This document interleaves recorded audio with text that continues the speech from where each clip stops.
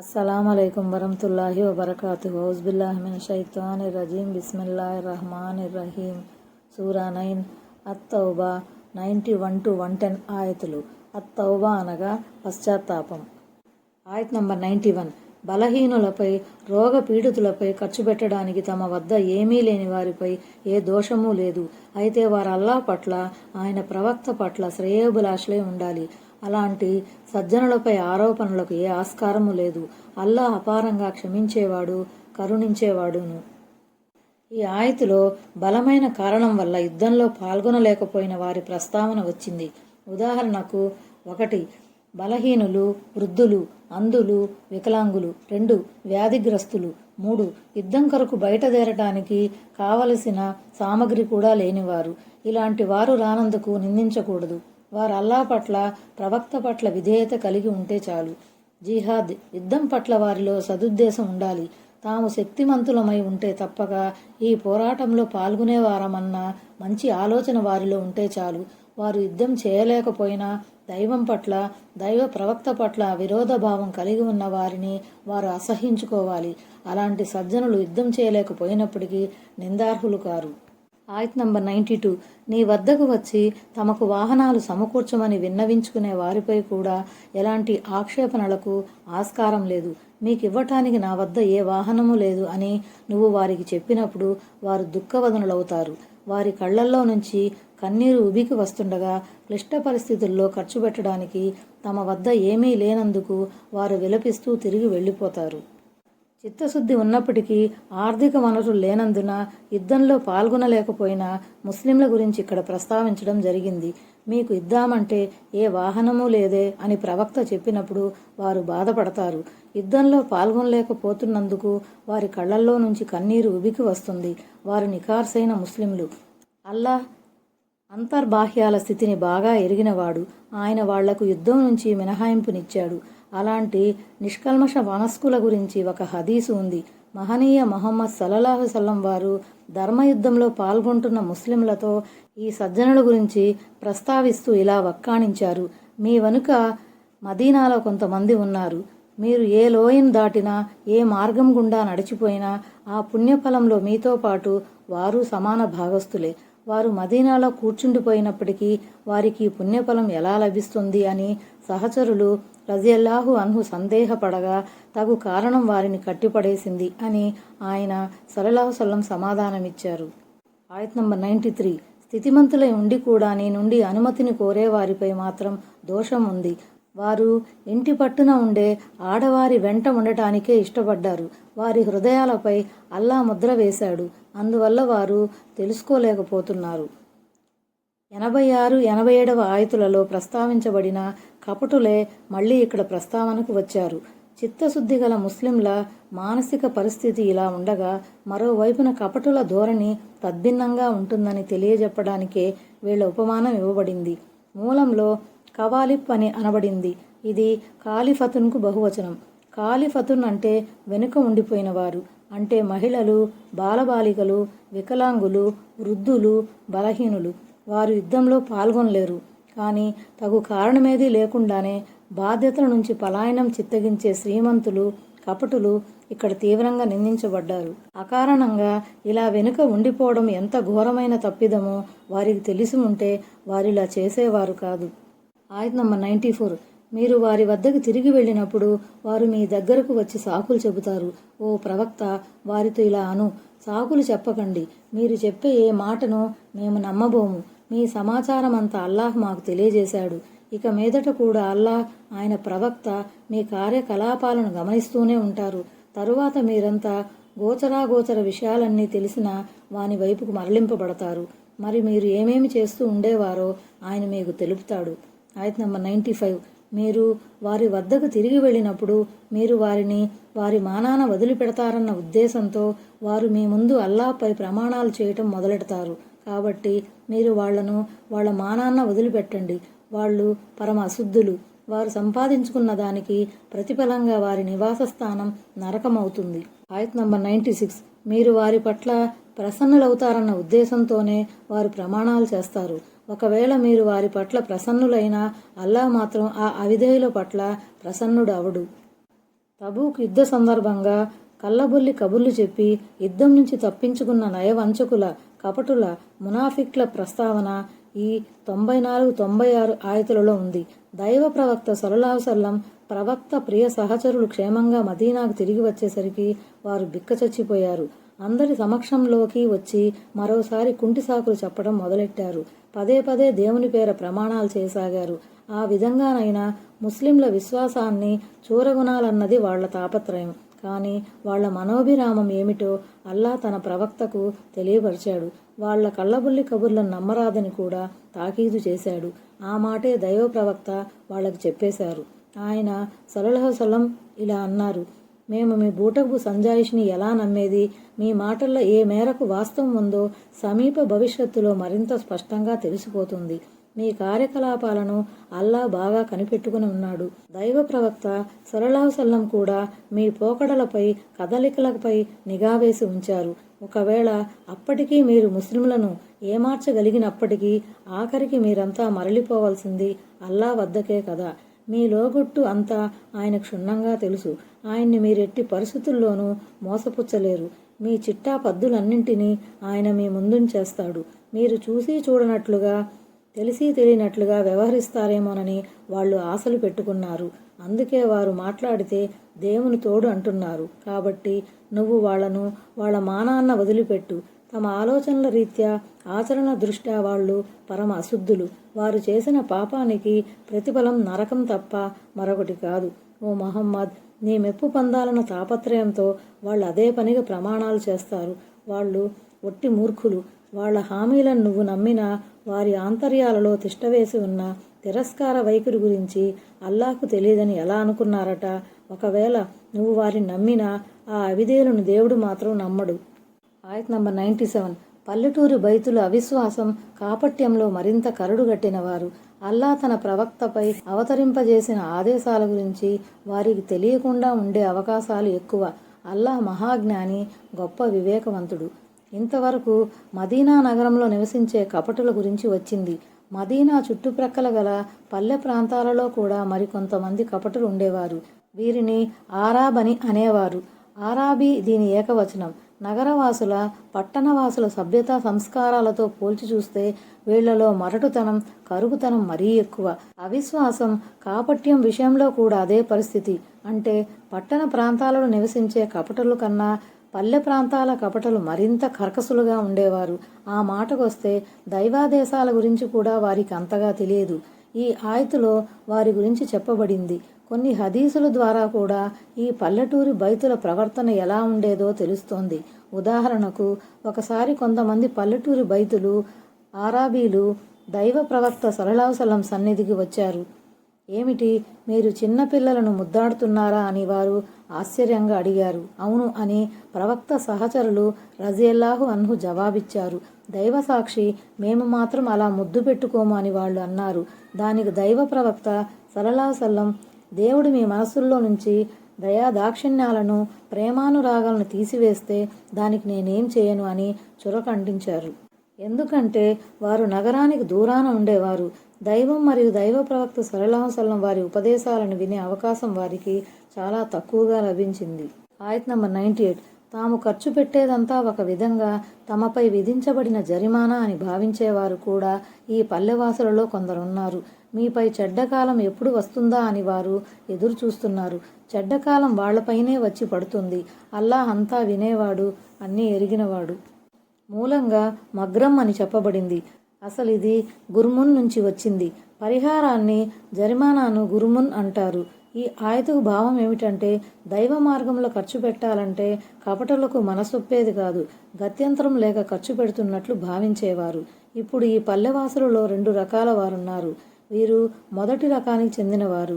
అరబ్బీలో దవాయిర్ అనబడింది. ఇది దాయిరతున్కు బహువచనం. దాయిరతున్ అంటే కాలచక్రం. ఇక్కడ కష్టం, ఆపద అని భావం. కాలచక్రంలో ఎగుళ్ళు దిగుళ్ళు సహజమే. అయితే ముస్లింలపై కష్టకాలం వస్తే బాగుండునని వాళ్ళు అనుకుంటూ ఉండేవారు.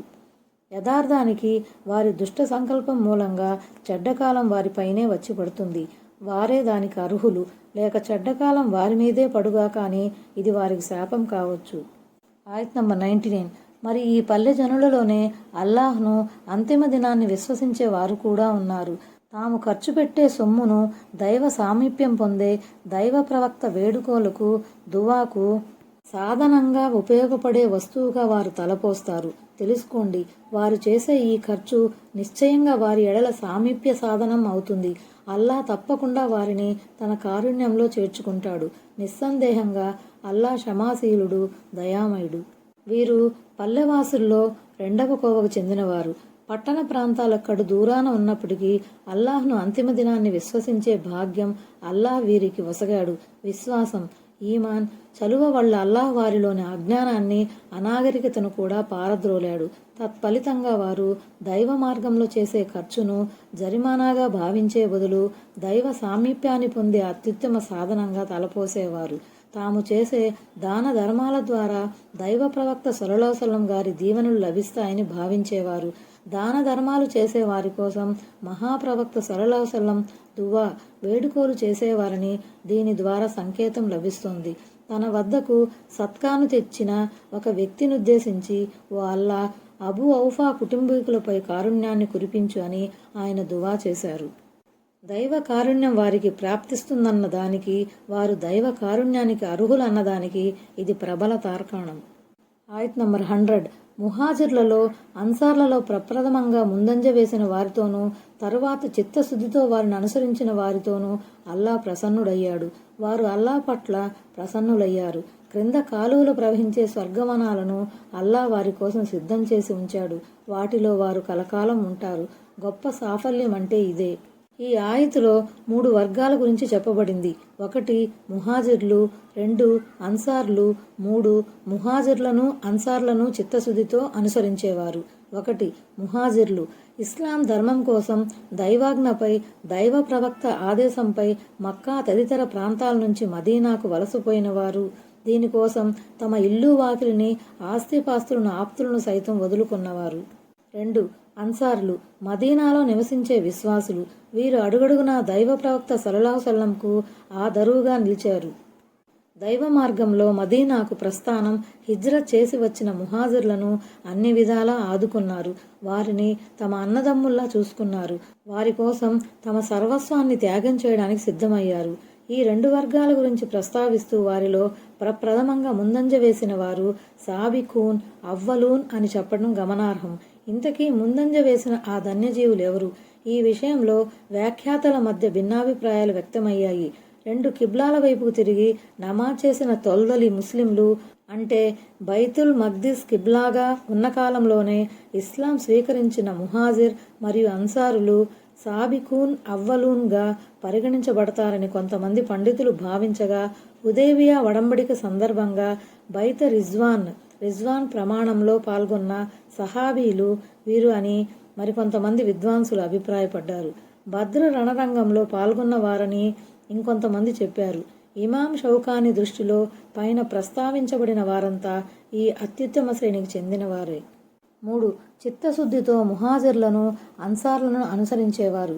వీరు బహుశా తాబయీలు అయి ఉంటారని, దైవ ప్రవక్త సల్లల్లాహు అలైహి వసల్లంను తమ కళ్ళతో చూడకపోయినప్పటికీ ప్రవక్త ప్రియ సహచరుల రజియల్లాహు అన్హు జీవితాలను చూసి ప్రభావితులై వారిని ఖచ్చితంగా అనుసరించిన వారని కొంతమంది అభిప్రాయపడ్డారు. కాగా ప్రళయ దినం వరకు ముహాజిర్లను, అన్సార్లను ప్రేమిస్తూ వారి అడుగుజాడలలో నడిచే ముస్లింలంతా ఈ కోవలోకి వస్తారని మరికొంతమంది పండితులు సూత్రీకరించారు. అల్లా వారితో ప్రసన్నుడయ్యాడు అంటే అల్లా వారి సత్కర్మలను ఆమోదించాడని, మానవ సహజమైన వారి దౌర్బల్యాలను క్షమించాడని అర్థం. ఒకవేళ ఆయన గనక అప్రసన్నుడై ఉంటే వారికి స్వర్గలోక శుభవార్త ఇవ్వబడి ఉండేది కాదు. దేవుని ఈ ప్రసన్నత తాత్కాలికమైనది కాదు, అది శాశ్వతమైనది.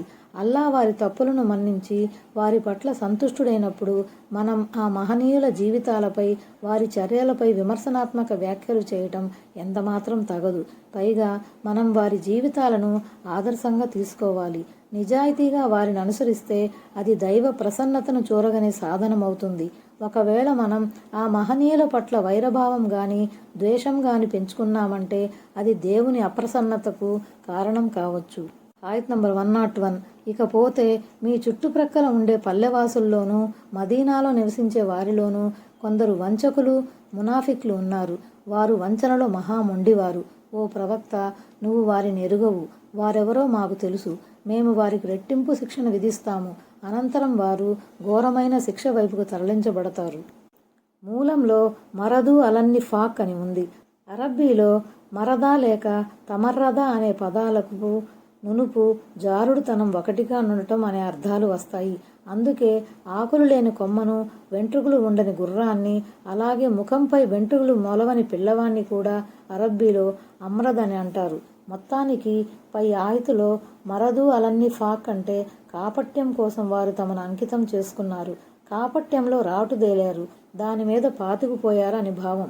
ఈ వాక్యం ద్వారా అంతిమ దైవ ప్రవక్త సల్లల్లాహు అలైహి వసల్లంకు అగోచర విషయాల జ్ఞానం లేదని స్పష్టంగా బోధపడుతున్నది. అంతిమ దైవ ప్రవక్త సల్లల్లాహు అలైహి వసల్లంకు రహస్య విషయాల జ్ఞానం ఉందని వితండవాదన చేసే ప్రబుద్ధుల అహ్ల బిదతీలకు ఈ వాక్యం కనువిప్పి కలిగించాలి.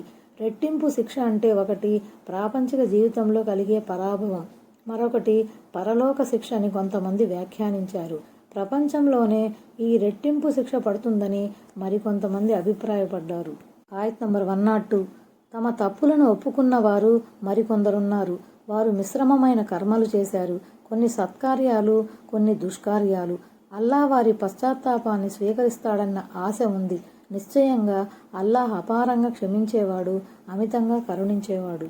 బలమైన కారణం ఏదీ లేకుండా కేవలం సోమరితనం మూలంగా తబూక్ పోరాటానికి వెళ్ళలేకపోయిన నికార్సైన ముస్లింలను ఉద్దేశించి ఈ విధంగా అనబడింది. వారు తమ తప్పును ఒప్పుకోవటమే గాక దైవ నిర్ణయం కోసం నిరీక్షించారు. సత్కార్యాలు అంటే యుద్ధానికి ముందు వారు చేసుకున్న మంచి పనులు. దుష్కార్యాలు అంటే తబూక్ యుద్ధానికి వారు సకాలంలో బయలుదేరకపోవటం. అల్లాహ్ ఆశ ఉంది అని అన్నాడంటే ఇక అది తప్పకుండా జరుగుతుందనే అర్థం.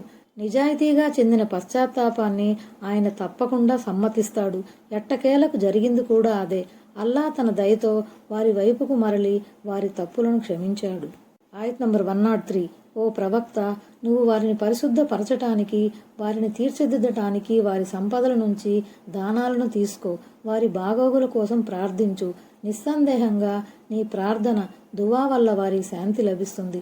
అల్లాహ్ అంతా వినేవాడు, అన్నీ తెలిసినవాడు. ఇది సర్వసాధారణమైన ఆదేశం. ఇక్కడ సత్కా, దానం అంటే అర్థం విధిగా చెల్లించవలసిన దానము, జకాత్ కావచ్చు, లేక స్వచ్ఛందంగా చెల్లించే దానము, సత్కాయే నాఫిలా కావచ్చు. ఈ దాన ధర్మాల ద్వారా వారిని పరిశుద్ధపరచమని, వారి జీవితాలను తీర్చిదిద్దమని అల్లాహ్ తన అంతిమ ప్రవక్త సల్లల్లాహు అలైహి వసల్లంను ఆదేశించాడు. ఈ వాక్యం ద్వారా తేటతెల్లమయ్యే ఒక ముఖ్యాంశం ఏమిటంటే దాన ధర్మాలు మనిషి నీతి నడవడికలను సంస్కరిస్తాయి, అతని ఆచరణను చక్కదిద్దుతాయి. అదీగాక దాన ధర్మాలు ఒక విశ్వాసిలోని విశ్వసనీయతను, చిత్తశుద్ధిని వ్యక్తపరుస్తాయి. సత్కా ఇచ్చేవాడు తన ఈమాన్, విశ్వాసంలో సాదిక్, సత్యసంధుడై ఉంటాడు. ఈ ఆయతు ద్వారా బోధపడే మరో ముఖ్యాంశం ఏమిటంటే సత్కా వసూలు చేసే వ్యక్తి సత్కా ఇచ్చే వారి కోసం ప్రార్థించాలి, దువా చేయాలి. తన ప్రవక్తకు సైతం అల్లాహ్ ఆ మేరకు ఆదేశించాడు. ఈ ఆదేశానుసారం దైవ ప్రవక్త సల్లల్లాహు అలైహి వసల్లం దువా చేసేవారు కూడా. సర్వసాధారణమైన ఈ ఆదేశం ద్వారా తెలిసేదేమంటే జకాత్ను వసూలు చేసే బాధ్యత సమకాలీన పరిపాలకునిపై ఉంటుంది. ఒకవేళ ఎవరైనా ఈ మొత్తాన్ని ఇవ్వడానికి నిరాకరిస్తే హజ్రత్ అబూ బకర్ రజియల్లాహు అన్హు మరియు ఇతర సహాబీల వైఖరిని అనుసరించి వాళ్లకు వ్యతిరేకంగా జిహాద్, యుద్ధం చేయటం అవసరం. ఆయత్ నంబర్ 104. ఏమిటి? అల్లాహే తన దాసుల పశ్చాత్తాపాన్ని స్వీకరిస్తాడని, దాన ధర్మాలను ఆమోదిస్తాడని, పశ్చాత్తాపాన్ని అంగీకరించటంలోనూ దయ చూపటంలోనూ అల్లాహే మేటి అని వారికి తెలియదా? దాన ధర్మాలను ఆమోదిస్తాడు అంటే వాటిలో సమృద్ధిని కలిగిస్తాడు, వాటిని పెంచుతాడు. అయితే ఆ సొమ్ము ధర్మసమ్మతమైన పద్ధతిలోనే సంపాదించబడి ఉండాలి. హదీసులో ఈ విధంగా చెప్పబడింది: మీలో ఒక వ్యక్తి గుర్రపు పిల్లను పెంచి పోషించినట్లే అల్లాహ్ మీ సత్కాను, దానాన్ని పెంచి పోషిస్తాడు.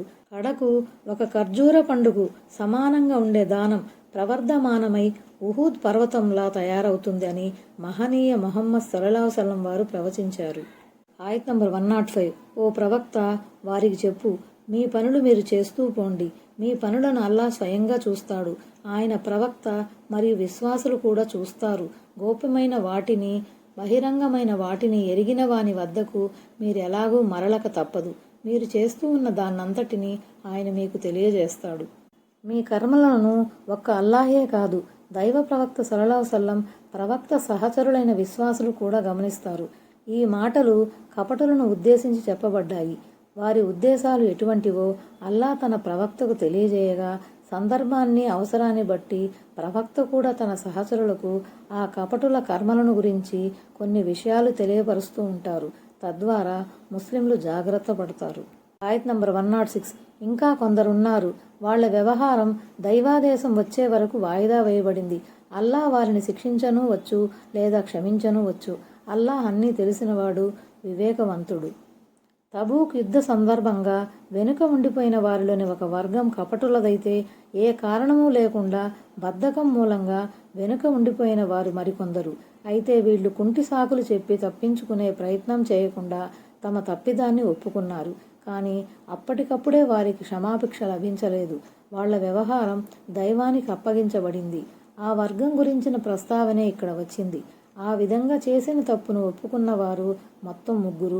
వారి వృత్తాంతం మున్ముందు రాబోతుంది. ఒకవేళ వారు తమ తప్పుపై హఠం చేస్తే అల్లాహ్ వారిని శిక్షిస్తాడు. వారు గనక మనస్ఫూర్తిగా పశ్చాత్తాపం చెందితే అల్లాహ్ వారిని క్షమిస్తాడు. ఆయత్ నంబర్ 107. కపటులలో మరికొంతమంది కూడా ఉన్నారు. కీడు కలిగించే, అవిశ్వాసంతో కూడిన మాటలు చెప్పుకునే ఉద్దేశంతో, విశ్వాసుల మధ్య చీలికను తెచ్చే లక్ష్యంతో, అంతకు మునుపు అల్లాహ్ను, ఆయన ప్రవక్తను వ్యతిరేకించిన వ్యక్తికి ఆసరా ఇచ్చే ఆలోచనతో వారు ఒక మస్జిద్ను నిర్మించారు. ఈ కట్టడాన్ని నిర్మించటంలో తమ ఉద్దేశం మేలు చేయటం తప్ప మరొకటి కాదని వారు ప్రమాణాలు చేస్తారు. వారు అబద్ధాల కోరులన్న విషయానికి అల్లాహే సాక్షి. కపటుల ఓ తుచ్చమైన చేష్ట గురించి ఇక్కడ ప్రస్తావించడం జరిగింది. వారు ఒక మస్జిద్ను నిర్మించారు.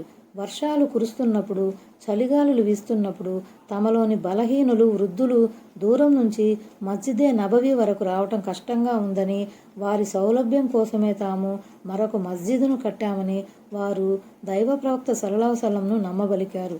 తమరు గనక ఓసారి ఆ మస్జిద్కు వచ్చి నమాజ్ చేస్తే తమకు ఎంతో శుభం కలుగుతుందని దైవ ప్రవక్త సల్లల్లాహు అలైహి వసల్లంకు విజ్ఞప్తి చేశారు. కానీ ఆ సమయంలో ఆయన సల్లల్లాహు అలైహి వసల్లం తబూక్కు బయలుదేరుతున్నారు. ప్రయాణం నుంచి తిరిగి వచ్చాక అక్కడికి వచ్చి నమాజు చేస్తానని వాగ్దానం చేశారు. అయితే తబూక్ నుంచి తిరిగి వస్తున్నప్పుడు అల్లాహ్ వహీ ద్వారా ఆ మస్జిద్ నిర్మాణం వెనుక ఉన్న దురుద్దేశాలను బట్టబయలు చేశాడు. ముస్లింల మధ్య మనస్పర్ధలను సృష్టించటం, అవిశ్వాసాన్ని వ్యాపింపజేయటం, దైవానికి, దైవ ప్రవక్తకు శత్రువుగా వ్యవహరిస్తున్న వారి కోసం ఆసరాన్ని సమకూర్చడం వారి అసలు ఉద్దేశమని తెలిసిపోయింది.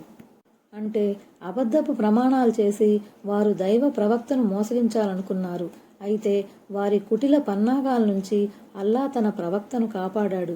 వారి సంకల్పంలో ఏమాత్రం శుద్ధి లేదని, వారు చెబుతున్నదంతా అబద్ధమని అల్లాహ్ తెలియజేశాడు. ఆయత్ నంబర్ 108. నువ్వు ఎన్నడూ అందులో నిలబడకు. అయితే తొలినాటి నుంచే భయభక్తుల పునాదిపై నిర్మించబడిన మస్జిదు నువ్వు నిలబడటానికి అన్ని విధాలా తగినది. బాగా పరిశుద్ధతను పాటించే వారిని అల్లాహ్ ప్రేమిస్తాడు.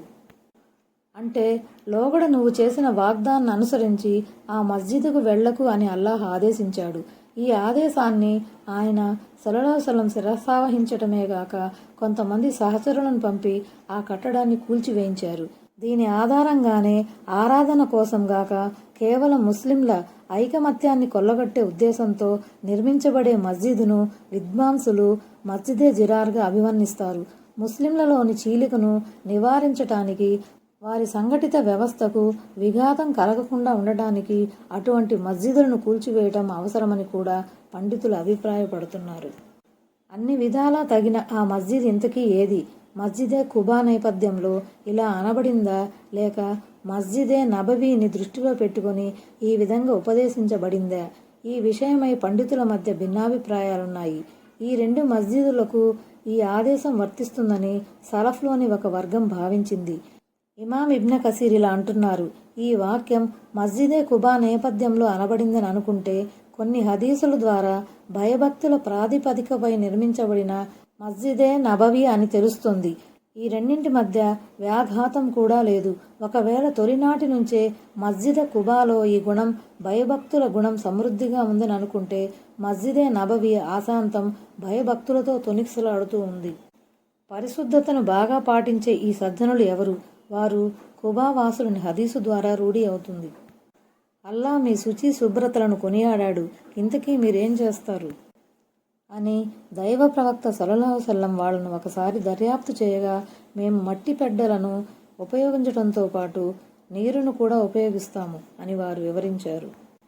ఇమాం ఇబ్న్ కసీర్ ఇలా వ్యాఖ్యానించారు: ఒకే ఒక్కడైన అల్లాహ్ను మాత్రం ఆరాధించాలన్న సత్సంకల్పంతో నిర్మించిన పురాతన మస్జిదులలో నమాజ్ చేయటం అభిలషణీయం అన్నదానికి ఈ ఆయత నిదర్శనం. అలాగే సజ్జనులు పాల్గొనే సామూహిక నమాజుకు హాజరవటం, శుచి శుభ్రతల విషయంలో చాలా ఖచ్చితంగా ఉండేవారితో కలిసి నమాజు చేయటం కూడా అభిలషణీయమే. ఆయత్ నంబర్ 109. తన కట్టడాన్ని దైవభీతి, దైవ ప్రసన్నతల పునాదిపై కట్టినవాడు ఉత్తముడా, లేక కూలిపోవటానికి సిద్ధంగా ఉన్న ఏదైనా లోయ యొక్క డొల్ల అంచున తన కట్టడాన్ని కట్టినవాడు ఉత్తముడా? అటు పిమ్మట అది అతనితో పాటే నరకాగ్నిలో పడిపోయింది. ఇలాంటి దుర్మార్గులకు అల్లా సన్మార్గం చూపడు. ఈ ఆయతులో కపటి కర్మలకు, విశ్వాసి కర్మలకు మధ్య ఉండే స్పష్టమైన వ్యత్యాసం తెలియజేయడానికి ఈ ఉపమానం ఇవ్వబడింది. విశ్వాసి ఎప్పుడు ఏ మంచి పని చేసినా అది దైవభీతి, దైవ ప్రసన్నతలపై ఆధారపడి ఉంటుంది. కాగా కపటి చేసే సత్కార్యం ప్రదర్శనా బుద్ధితో కూడుకుని ఉంటుంది, లేదా దాని వెనుక మరేదైనా దురుద్దేశం ఉండి ఉంటుంది. అతని ఈ సదాచరణ నీరు ప్రవహించే లోయ ప్రక్కన గల ఇసుక గట్టు లాంటిది. ఆ నీరు వేగంగా ప్రవహిస్తూ క్రింద నుంచి నేలను కొద్ది కొద్దిగా కోస్తూ ఉంటుంది. తత్కారణంగా ఆ గట్టు ఏమాత్రం భరోసా లేనిది. అక్కడ కట్టబడిన కట్టడం ఏ క్షణంలోనైనా పేకమేడలా కుప్పకూలిపోవచ్చు. మదీనా నగరంలో కపటులు నిర్మించిన మస్జిద్ కూడా అలాంటిదే. అది వారిని నరకాగ్నిలో పడవేయటం ఖాయం. ఆయత్ నంబర్ 110. తమ మనస్సుల్లోని అనుమానం మూలంగా వారు కట్టిన ఆ కట్టడం నిత్యం వారి హృదయాలను ముళ్ళు మాదిరిగా కెలుగుతూనే ఉంటుంది. వారి హృదయాలు పగిలి తునాతునకలైపోతే అది వేరే విషయం. అల్లాహ్ అన్నీ తెలిసినవాడు, వివేక సంపన్నుడు. హృదయాలు తునాతునకలైపోవటం అంటే మృత్యువు వారిని కబళించే వరకు వారు తలపెట్టిన విచ్ఛిన్నకర పని వారి గుండెల్లో సందేహపు గుణపంలా గుచ్చుకుంటూనే ఉంటుంది. తద్వారా వారి హృదయాల్లోని కాపట్యం మరింత పెరుగుతుంది. వారు పోయి నరకాగ్నిలో పడే వరకు అంతే. అస్సలాము అలైకుం వరహ్మతుల్లాహి వబరకాతుహు.